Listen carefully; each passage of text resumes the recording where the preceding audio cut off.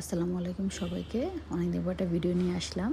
তো সকালে নাস্তা বা বিকেলে স্ন্যাক্স হিসেবে আপনারা এটা দিতে পারবেন। এটা হচ্ছে আমি কিছু ফ্রোজেন পরোটা আগে ভেজে নিয়েছি। দেন আমি কিছু ক্যাপসিকাম, সল্ট, পেপার দিয়ে ডিমটা ফেটে নিয়েছি। আর এরপরে অলিভ অয়েল একটু গরম করে ডিমটা আমি ভেজে নিব। সো ডিমটা ভেজে নিয়ে আপনারা চাইলে ডিমের উপরে সস দিয়ে দেন পরোটা দিয়ে রোল করতে পারেন, অথবা ডিমটা একটু ভাজা হয়ে গেলে পরে উপরে পরোটাটা দিয়ে এবার আমি সিরাচা এই সসটা ইউজ করছি, কারণ এটা একটু ঝাল ঝাল। আমার বাচ্চারা না, মানে বাসায় সবাই এই সসটা অনেক পছন্দ করে। সো আমি এই সসটা দিয়ে সুন্দর করে এটা রোল করে হালকা একটু ভেজে নেবো, যে দেখতেই পাচ্ছেন। এরপরে এটা সার্ভ করে দেবো বাচ্চাদেরকে। এটা আপনারা বিকেলে নাস্তাও খেতে পারেন, অ্যাজ এ স্ন্যাক্স, অথবা সকালে ব্রেকফাস্ট, মানে ফাঁকি ভাজি আর কি।